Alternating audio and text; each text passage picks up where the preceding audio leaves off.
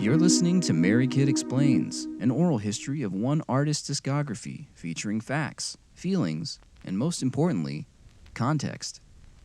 Now, maybe you stumbled here by accident, or perhaps you're listening on some faraway planet in some distant time, vibing off an ancient method of communication. Or maybe, just maybe, you're one of the dozens of die-hard Merykid fans that actually finds value in this content. Regardless, feel free to sit back, get comfortable, and listen along to the gentle ramblings of a man and his memories. This is Merykid Explains. Live at the Magic Attic was the first of two records I recorded that were taken live but were all original new songs that had never been released. It was a sort of almost like a life hack that I had figured out at the time, where if I just performed them live and recorded it, it was essentially like releasing a new record just with a lot less work. So Live at the Magic Attic, that all of that whole project was really unique for a lot of reasons. And when I think back on it, we cut it in one day in 2009. The Magic Attic was the name that I had given to a rehearsal space that a lot of bands were using at the time. It was this above a bar called Revolution. There was like one rickety set of stairs that led all the way up to the second floor on the outside of the building. It's just a set, like this rickety old rusted out staircase that led to a door with no handle. It was just a keyhole. And so a band that I had become friends with called the Blowing Trees at the time, who were at that time probably the premier San Antonio band. They had just released an album on the then startup label called Glassnote. And the Blowing Trees famously had been rehearsing out of this space for years. It was actually like a kind of a huge part of their identity as a band. And I think that they were really, sort of leaning on the whole like Wilco-esque. Wilco had released that documentary during the Yankee Foxtrot era, the one that had kind of blown up, and a lot of it centered around them having what they called, I'm pretty sure it was like the Loft. And so Blowing Trees also, for some reason, referred to their rehearsal space as the Loft. Clearly an homage to Wilco, which I know that they were big fans of. And what it was basically like an old kind of falling apart office space that had been converted into different, all the different rooms had been converted into band rehearsal spaces where a band could rent it out. You just kind of had to know who to ask, or you had to sort of be given like it was like a rite of passage, I would say, at the time, to be given a space here. And I had been around for a few years at this point, just sort of like waiting my turn to be granted cool enough to like have some space up here. These were the things that mattered when I was 23 and this was 2009. And finally, I was sort of given the go-ahead, and so I ended up getting a little room. I remember it was like a back corner room to the back right.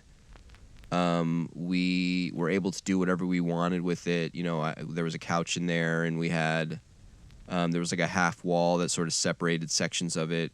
We had a couch, we had a TV where I had a regular, like an original NES. And I'll never forget the day that Ryan Guerra, again from the previous recording, sat down and started playing the Chip and Dale Rescue Ranger video game. And I went to go grab some lunch, and by the time I had come back, he had beaten it. Funny, that's just a funny memory. But the room itself was this kind of like big, nice just room where we would practice. And there's a lot of the pictures and a lot of the video of that time show us in this kind of circle, in the room, and it's myself, Ryan, Brandon Guerra, and Jorge, who I had mentioned earlier. He's the older brother of Alan Palomo from Neon Indian. That was sort of the core band that was performing these things. So we would go there and we would practice a lot, and sometimes my friends and I would just sort of like hang out there, and sometimes I would go there by myself and just sort of like throw on some music and kind of noodle around. But that was more or less what the Magic Attic was. It was a place for a bunch of musicians to be able to go. You had your own key. You could kind of show up whenever you wanted, and you would just kind of run into the other sort of like prominent indie scene people if you were walking through the halls. They had a foosball table, and I know that the singer of the Blowing Trees was living there for a good amount of time while they were getting ready to do their follow-up to the first Glass Note release. I think he had like really committed to just sort of living in that space and letting him absorb the energy. And so, having set the tone for the scene that was going on up in these rooms, at the time, I still dealing with my sort of physical health. Had just started a medication that offered some semblance of stability and normalcy, and I was getting ready to, for the summer, go up to Bryan, where Texas A&M is. My brother was up there, and he had a house, and one of the rooms was empty, and I was going to do a summer school class out there. And I think the day I tracked this record, which was like early April 2009, that might have been the day or the day before I was leaving. So what essentially it amounted to was the band Blowing Trees, again, who had their session up there. They had been dabbling in producing their follow-up record, and essentially their guitar player, Jared Stevens, who also goes by Edwin Stevens, kind of depending on when you met him, but at the time he was going by Jared.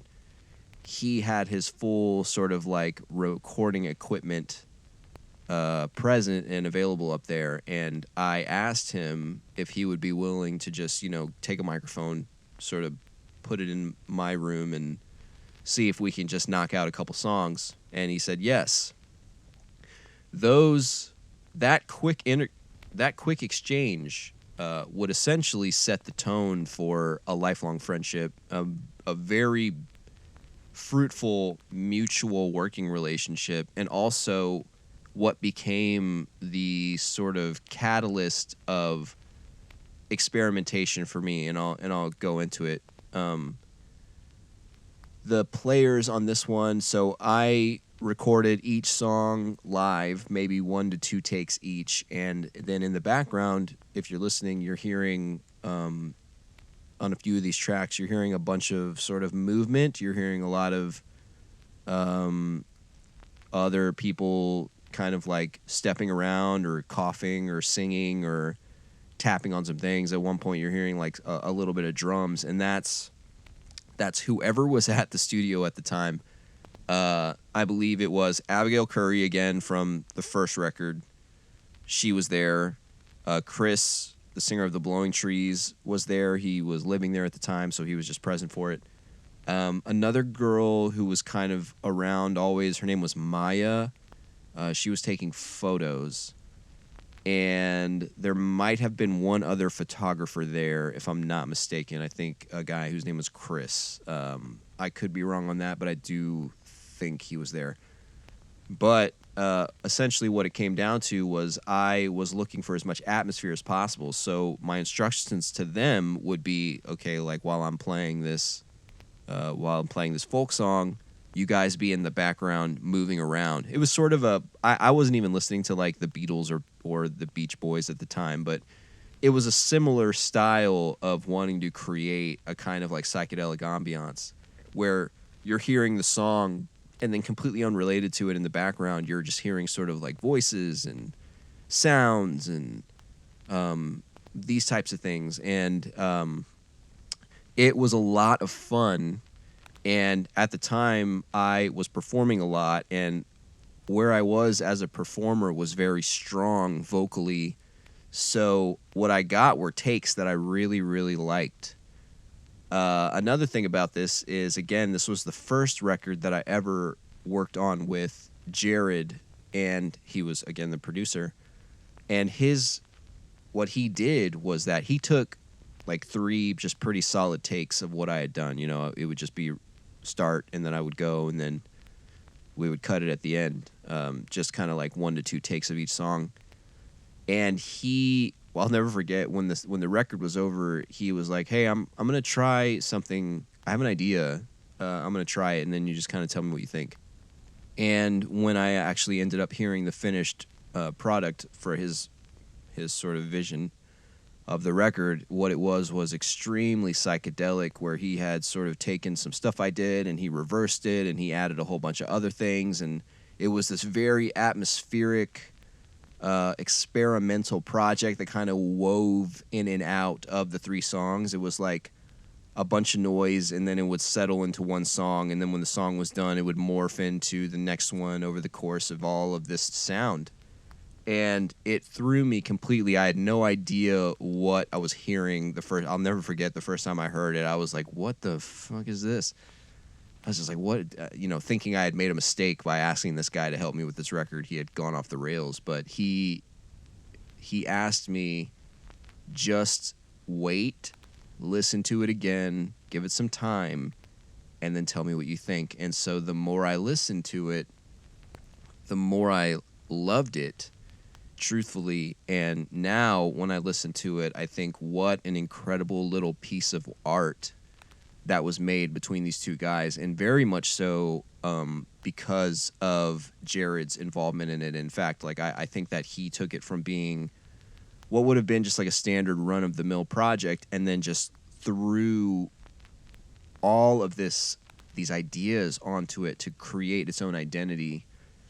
It is very unique in my discography, and it's something that sort of paved the way for me moving forward in regard to experimentation. It actually, I think, kind of pushed me into what would become a very sort of avant-garde approach to writing the music that I was writing, entirely because of this EP, and entirely because Jared wanted to try, quote-unquote, an idea.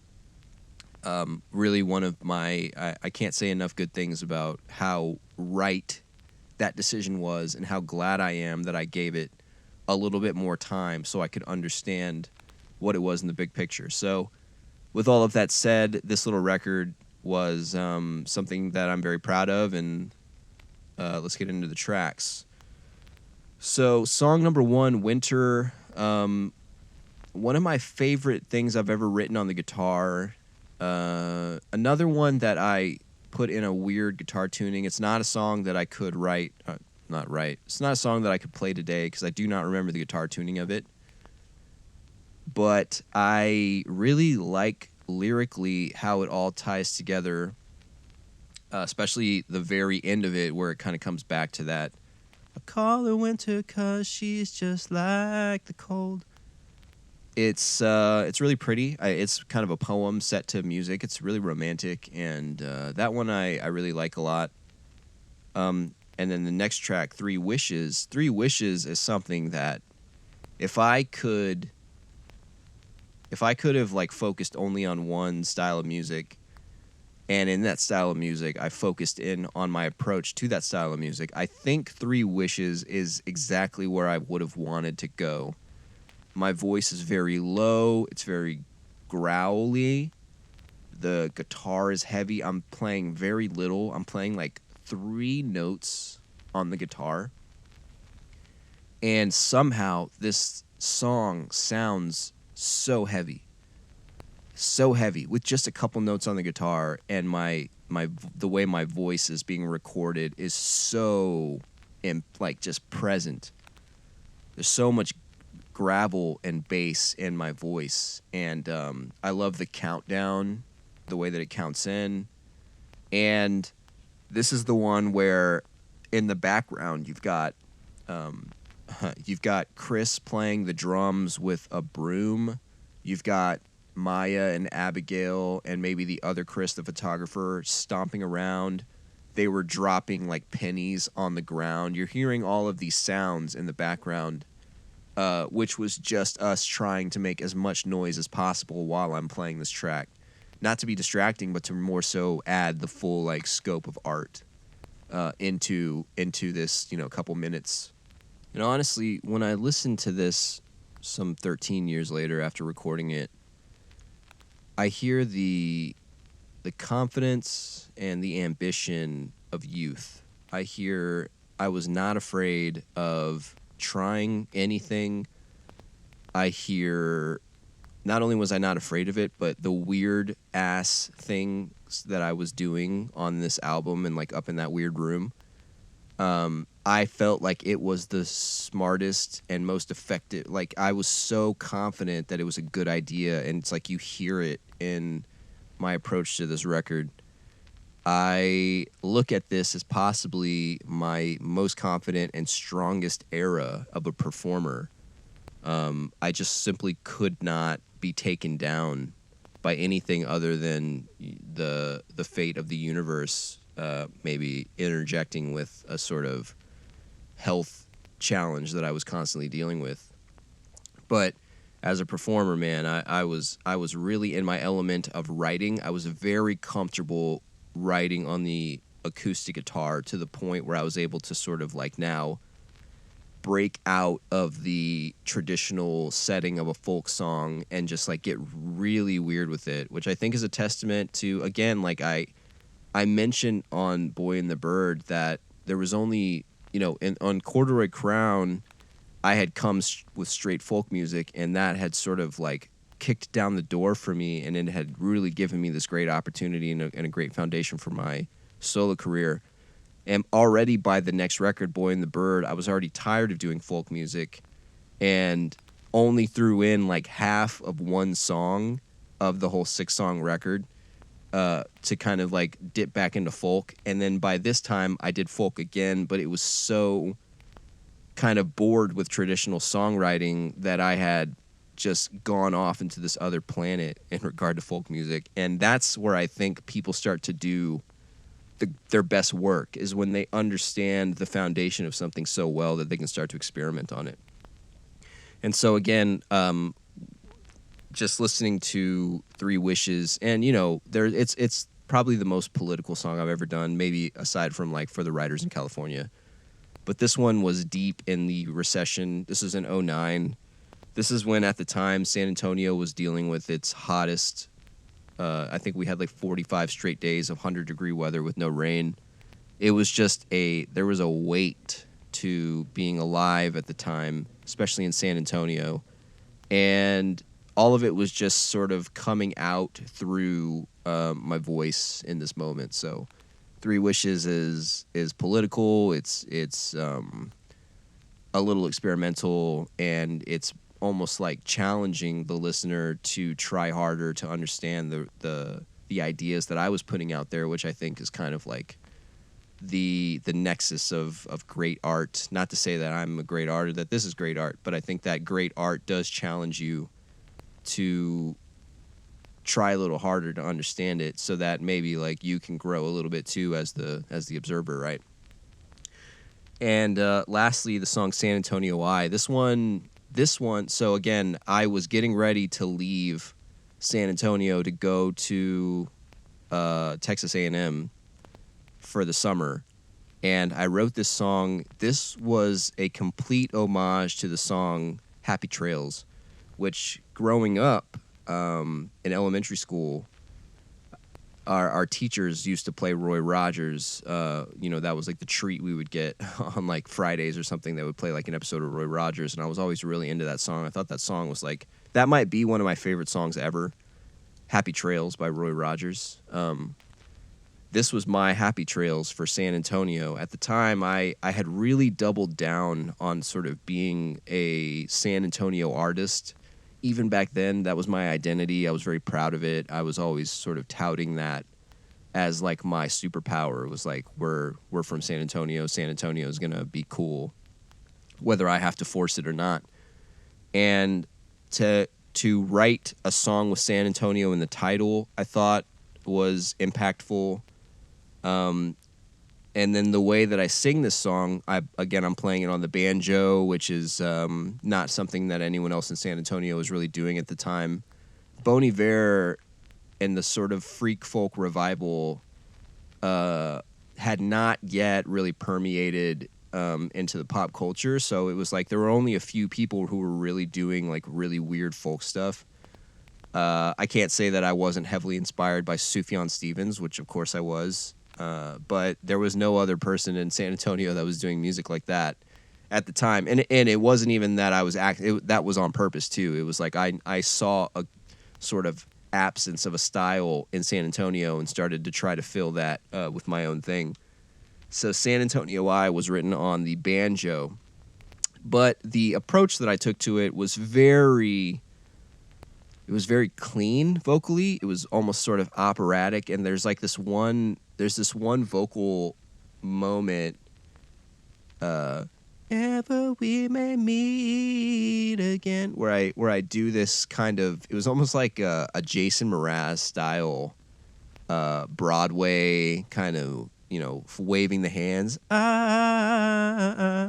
It was almost too clean. And I actually, this came back to bite me. That one moment came back to bite me because the press that I ended up getting for this record, for this EP when I released it, all of the reviews started coming back, and I shit you not, what I got from someone was Radiohead meets Jason Mraz.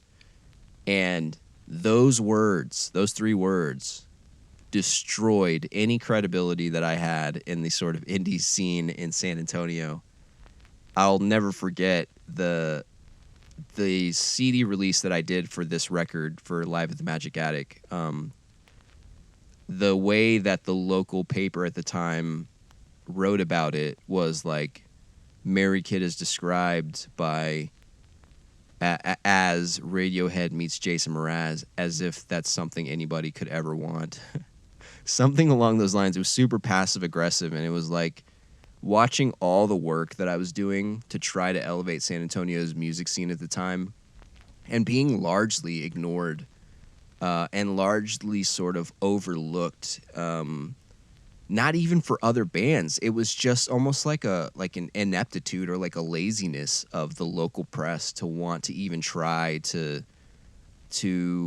honor any musicians that were trying new things. San Antonio famously, even to this day, is so resistant to change, and it's so sort of like, it's somehow always upset at Austin for the amount of attention Austin gets as being this kind of foreground for like culture. And yet at the same time, all of its pride in San Antonio comes from never wanting to change. And so I wasn't alone in this, but I was certainly someone who was maybe like releasing records on a bigger level, or maybe trying to do some things with a bigger picture in mind. Again, I was working with like a national publicist in LA, and I was kind of like flying out to talk to record labels, and San Antonio wanted nothing to do with any of it. And in fact, again, like during the only way they promoted my album release was making fun of me and just sort of alluding to like, nobody wants this, nobody asked for you. And touche, you can't force someone to like you, and you can't force a scene in any capacity. So like this was the tipping point for me, where I started to think like, either I have to change or San Antonio has to change, and I don't know which one is more likely. And it was the mentality I then took on moving forward with how I started to write and release records. Live at the Magic Attic was the nexus of me as a folk singer. It was the most powerful I had ever been as an artist, in my own opinion. And it was also the farthest away that I had ever been from making any sort of headroom in kind of unifying San Antonio's own scene.